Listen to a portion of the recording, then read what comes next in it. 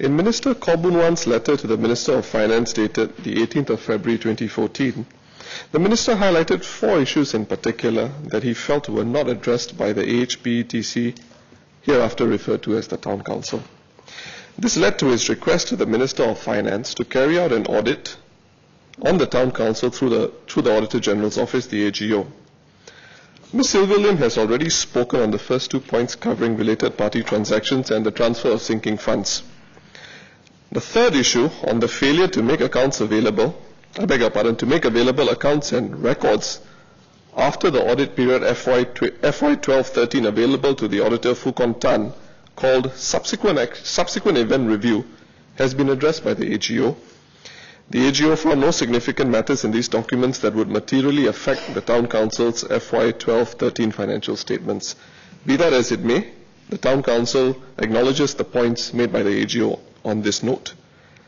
I will speak largely on the fourth matter raised in the Minister's letter to the Finance Minister, covering the unexplained differences in the figures under audit amounting to a total exceeding $20 million. This matter overlaps to some extent with the observations made by the AGO, summarized as items 4 and 5 in its main report. This broadly covers lapses in internal control and procurement and inadequacies in record management and accounting system. I will deal with these matters focusing on the disclaimers and issues that have the highest financial signature in the spirit of full transparency and accountability to the residents of AHPETC and to Singaporeans.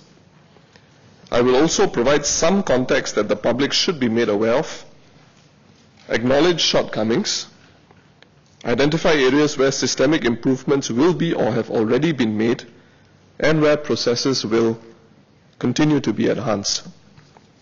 First, lift upgrading program and lift expenses. Madam Speaker, Fukon Tan's 5th disclaimer was on the HDB lift upgrading program, or LUP, and covered its inability to determine the accuracy of AHPETC's lift upgrading expenses of about $18.6 million.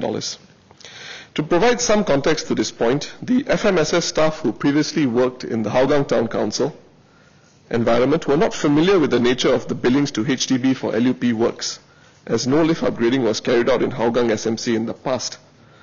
Some LUP bills were passed on to FMSS from the previous managing agent under the PAP-run Aljunied Town Council. This matter was also brought up in Parliament in 2012 by Ms. Sylvia Lim. In particular, the TC was concerned about instances where it was billed 1 year in advance by the HDB and certain bills were carried over from FY11 to FY12, amongst other matters. Accordingly, the Town Council did not recognize LUP expenses in earlier years amounting to $8.38 million, as the TC disputed its share of LUP expenses with the HDB. In view of the very large numbers, one can understand why the TC took a cautious approach. The AGO report has since confirmed that the Aljunied Hougang Punggol Town Council has fully paid up the $18.61 million owed to HDB in May 2013, and that this matter has been fully resolved. Associated with this point is Fukon Tan's 4th disclaimer, which stated that lift repair expenses of about $1.6 million were expenses that related to the previous financial year, and that the TC management did not ascertain the quantum of the prior year's expenses and that the expenditure had been overstated. The Town Council informed the AGO that some works orders were not raised before 31st March 2012 for works performed in financial year 1112 due to a staff oversight explaining the incorrect recording of those expenses. The AGO found out that the actual amount of expenses relating to FY 11-12 included in the FY 12-13 audit was actually $63,902, and that the impact of this error, in the AGO's words, was, I quote, not significant. Nonetheless, AHPETC informed AGO that with the implementation of the Works Order System module on the 1st of April 2012 for non-routine works and 1st October 2012 for routine works, lift repair expenses would be accounted for in a timely manner going forward. Point 2. Receivables from various stakeholders. The second disclaimer from Fukon Tan covered receivables from the Citizens Consultative Committee, a carryover largely of the CIPC funding process governed by MND to the previous PAP Aljunied Town Council. The other stakeholders in this disclaimer are the taxmen and sundry debtors. The total amount in question under this heading is about $3.1 million. First, the CCC. The AGO's findings revealed that, in fact, the AGO's findings revealed that, in fact, about $614,237 was due from the CCC, while the remaining $563,622 were receivables from other parties such as tenants and lessees. Separately, even though the HDB had banked in about $388,887 into the AHPETC's bank account in June and September 2012, the Town Council was unable to match the receipts to the corresponding receivables. The Town Council would like to acknowledge the AGO's efforts in unraveling this disclaimer and following up with the Ang Mo Kio Town Council, which in the aftermath of the AGO's audit and intervention established that the reimbursement it received from HDB should have originally been made to AHPETC instead, by virtue of boundary changes made on the occasion of the 2011 general elections. I will deal with the point made by the AGO that it was able to unravel the issue of the CCC receivables using documents given to it by AHPETC later in my speech, covering the handover and taking over of records between the old Aljunied Town Council and AHPETC and the management of records in general. Secondly, on receivables from the taxman, IRAS. Fukontan noted in its FY 12-13 audit report that it was not able to ascertain receivables amounting to $110,735. AHPETC acknowledges that these receivables were wrongly stated, and it has duly reversed out these incorrectly stated receivables in May 2014. Thirdly, on sundry debtors. Fukontan noted in its FY 12-13 audit report that it was not able to ascertain about $1.8 million of receivables from sundry debtors. The AGO found out that the Town Council had incorrectly overstated about half these receivables and that the Town Council should have been more industrious in recovering payments on a timely basis. Madam Speaker, while the Town Council acknowledges this point, a bit of background would be helpful to contextualize this particular issue. When the Town Council upscaled the Hougang Town Council's computer system to replace the terminated system used by the former Aljunied Town Council, the Hougang system had a limited number of categories for TC operations. This system was set up for the operation of a single-member ward of an opposition town council, the accounting for government programs such as the revitalization of shops, neighborhood renewal program, and schemes involving town council collaborations with NEA were new, and in some cases unheard of to the management of AHPETC. Like lift upgrading, many of these were not extended to Hougang in the past. Separately, some invoices were the subject of disagreements with the HDB on co-payment for facade repair to HDB blocks, and hence were subject to follow-up by the TC, resulting in them not being removed as receivables. The Town Council has since informed the AGO that it has received payment from sundry debtors in the 2 financial years after the Fukontan audit of FY 12-13, amounting to $508,730, of which $483,134 was owed by the HDB. Separately, the AGO report noted that about $376,316 remained outstanding to the AHPETC from the HDB and NEA respectively, with some owed for more than 2 years. The AGO's findings also confirmed that the NEA had overlooked 8 invoices amounting to $11,673 owed to AHPETC.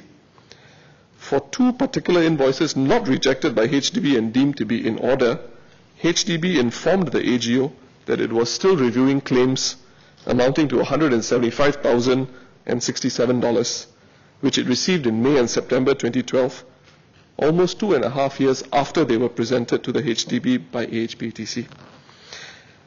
Madam Speaker, the point above notwithstanding, the TC has adopted a practice of management regularly churning out a list of debtors and appointing a finance staff to follow up with debtors by issuing reminders on the sums owed. This due diligence will have a positive knock-on effect, ensuring that receivables owed are captured in the accounts to accurately reflect the transactions and state of affairs in the Town Council. Point 3. Creditors and accrued expenses. According to Fukontan's disclaimer, the total amount in question under this head comes to $647,094. The first issue on accrued liabilities covers a claim by Fukontan that the Town Council did not have a standing operating procedure covering the timely recording of liabilities. I will deal with this first. The AGO has taken a different position from Fukontan on this point to correctly report that the Town Council indeed had an SOP with the qualification that this SOP does not stipulate a timeline for verification works done by property officers after job sheets were received to enable a timely issuance of work orders. I have since personally checked on the SOP with the Town Council's property manager and confirmed that for the overwhelming number of accrued liabilities, the SOP now puts the time frame from job completion to issuance of payments to take a maximum of 3 months.